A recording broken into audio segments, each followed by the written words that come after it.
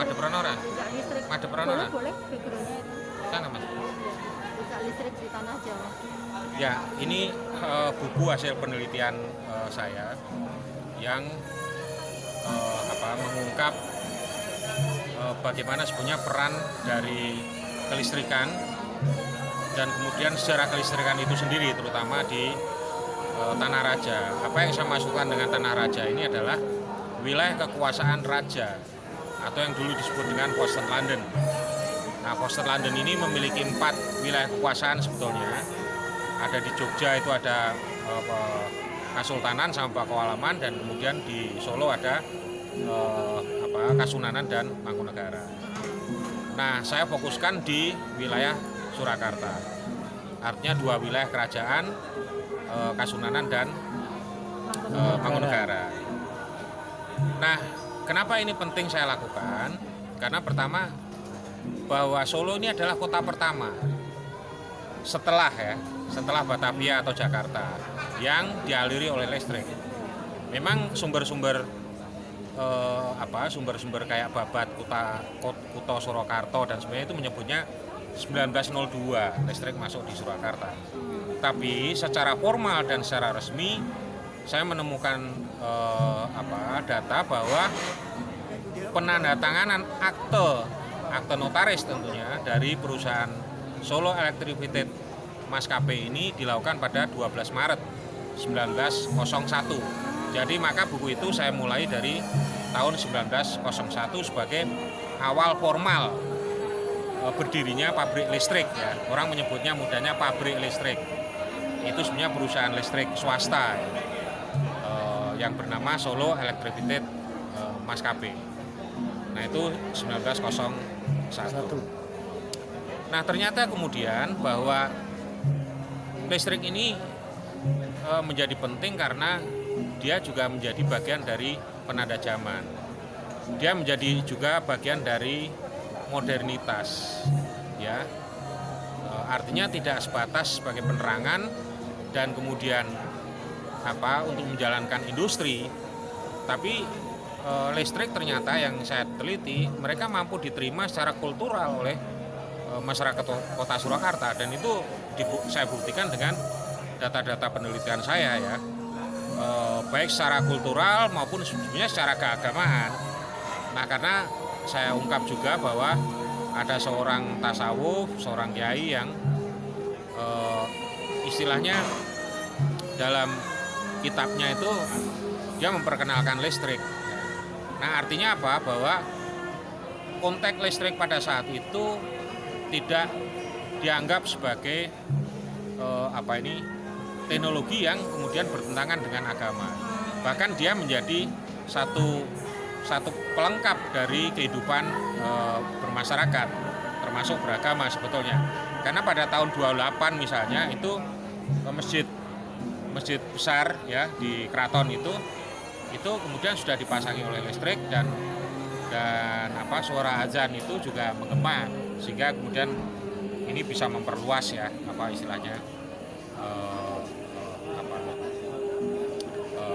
masjid itu melakukan kegiatan atau masyarakat beribadah di situ ya. Nah, banyak sekali kemudian masyarakat juga menginformasikan tentang respon masyarakat terhadap listrik. Nah, tapi pada intinya bahwa kehadiran listrik di Surakarta itu juga menjadi bagian dari dinamika ruang kota Surakarta. Jadi kota ini makin maju. Misalnya di ruang-ruang publik di Sriwedari, kemudian juga budaya lembur, artinya irama kehidupan ini kan paling panjang. Nah, sehingga itu pasti meningkatkan produksi kan. Nah, kemudian restoran-restoran juga pada buka, kegiatan-kegiatan masyarakat wayang, dan jangan lupa sebenarnya bahwa ini bagian juga bahwa dengan kehadiran listrik itu emansipasi politik masyarakat atau pribumi juga meningkat gitu. Nah, karena waktu belajar, waktu membaca juga akan lebih banyak. Nah, itu yang saya tulis di situ. Nah, 2 hal penting dari peranan kerajaan itu, Kasunanan dan Mangkunegaran itu, mereka semua penyokong. Dia kemudian tidak hanya memberikan saham, dalam perusahaan SEM itu, tapi juga dia mengirimkan wakilnya sebagai komisaris gitu. Nah di Kasunanan mewakilkan Patih Sosro Diningrat. Nah kemudian Mangkunegaran dia mengirimkan teknisi pengawas lah, atau disebut dengan superintendent, itu seorang Belanda namanya De Kok van Leeuwen.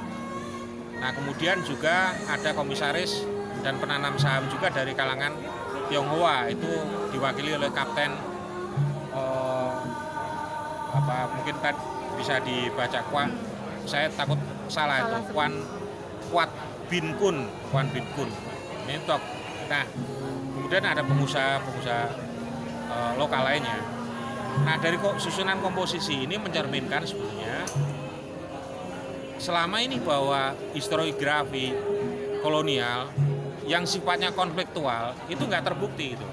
Bahwa hubungan antara Keraton Surakarta dengan Mangkunegaran juga sangat bahkan terlibat dalam sebuah perusahaan yang sama. Kemudian masyarakat Cina juga, Tionghoa pada saat itu juga terlibat di situ. Jadi ini sebenarnya hubungannya sangat harmonis sekali di dalam perusahaan listrik itu.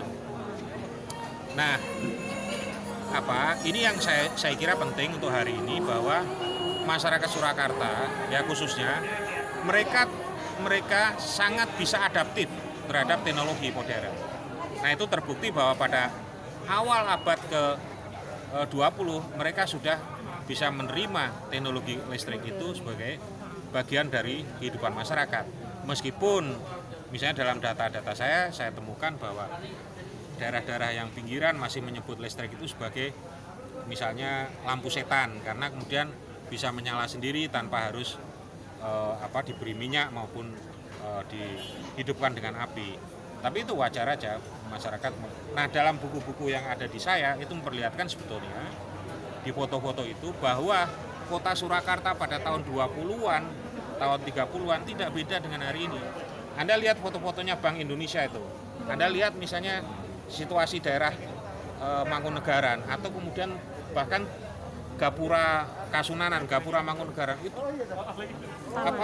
mengkilat begitu rupa. Bahkan mungkin sekarang yang tidak ada lampunya, kira-kira begitu. Jadi sebetulnya mana dari penulisan sejarah ini menurut saya bahwa masyarakat Surakarta sejak dari dulu tidak anti teknologi, tapi mereka justru lebih adaptif terhadap perkembangan teknologi. Nah ini saya kira penting untuk hari ini adalah ketika kemudian kota Surakarta itu juga mulai berbenah recovery ekonomi, dan kemudian meningkatkan misalnya peran teknologi, startup, goto dan sebagainya, hub kreatif yang dilakukan oleh wali kota Surakarta Mas Gibran. Tapi di satu sisi juga budaya mereka tarik kembali, kan terbukti ada revitalisasi prajurit-prajurit keraton, dan mungkin juga nanti akan di keraton, saya lihat di keraton Mangkunegaran, mungkin saya berharap sebentar lagi keraton Kasunanan ini juga tersentuh oleh rehabilitasi. Nah artinya bahwa kota Solo akan menjadi bagian dari budaya dan teknologi. Nah ini tidak hanya hari ini, sudah dulu-dulu masyarakat Solo adaptif terhadap teknologi, terutama saya buktikan dengan kehadiran listrik yang pada waktu itu masih menjadi teknologi baru, kira-kira begitu. Kalau Mas Eko sendiri risetnya udah berapa lama itu? Setahun itu kira-kira. Saya tulis di buku saya. Artinya dengan pembanding di masa sekarang seperti apa Mas Eko? Apanya? Ya sekarang yang paling penting ya misalnya bahwa pasokan listrik ini orang kan nggak tahu ya. Pasokan listrik di Solo pada saat itu dibangkitkan dari pembangkit listrik di Tuntang. Tuntang itu sekarang masuk Kabupaten Semarang. Di Jelok saat ini pembangkit itu masih beroperasi. Saat ini masih beroperasi yang namanya pembangkit listrik tenaga air Jelok. Nah pembangkit listrik tenaga air ini sekarang menjadi bauran energi, renewable energy, karena mereka berasal dari energi bersih. Nah ini kan satu yang sekarang kemarin di COP26 atau COP26, kemudian Presiden juga kemarin cukup antusias lagi terhadap pentingnya energi bersih untuk digunakan oleh Pertamina, oleh PLN dan sebagainya. Nah ini sebenarnya kan menarik kembali bahwa kita ini punya kelebihan sumber daya air yang harus dimanfaatkan untuk energi penggerak listrik salah satu. Dan kita di Solo punya bahkan sampah juga untuk dipakai kan sebentar lagi mereka akan komisioning. Kalau nggak salah 2022 ya Juli atau apa ya. Saya undang tuh PLT sampah tapi mereka nggak hadir. Nah artinya apa? Bahwa Solo juga sudah bergerak ke arah namanya renewable energy, sehingga Solo tidak hanya menjadi namanya smart city tapi juga green city. Saya kira itu sampah karena nanti pembangkit itu akan ditambah, ini kan hanya 5 mega, nanti kalau sudah komisioning sudah berjalan operasi mereka akan ditambah 5 mega lagi. Nah PLT sampah itu selain green energy itu adalah juga cara solusi kota untuk meredusir sampah kota. Nah artinya Solo sudah menemukan cara mengatasi masalah berat di kota yaitu sampah, dan itu bisa dipakai untuk. Nah kita juga bisa.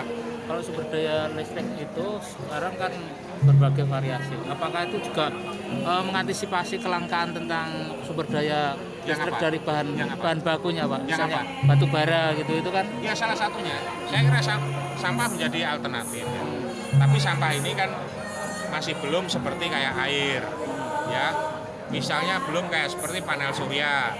Karena sampah ini istilahnya pasokannya juga sangat tergantung dengan manusia. Karena itu juga dihitung kapasitasnya. Karena untuk misalnya menghasilkan 1 mega dia butuh berapa ton sampah dan sebagainya itu kan sangat tergantung. Nah itu saya kira, tapi ke depan saya kira ini arahnya ke situlah. Dan Solo tidak hanya menjadi smart city saya kira, tapi juga green city. Siap. Ya. Terima kasih Pak Eko. Demikian wawancara Liberty dengan Mas Eko Sulistyo selaku penulis dari buku Jejak Listrik di Tanah Raja yang pada malam hari ini di-launching di dalam Sasono Mulyo Komplek Keraton Kasunanan Surakarta Hadiningrat.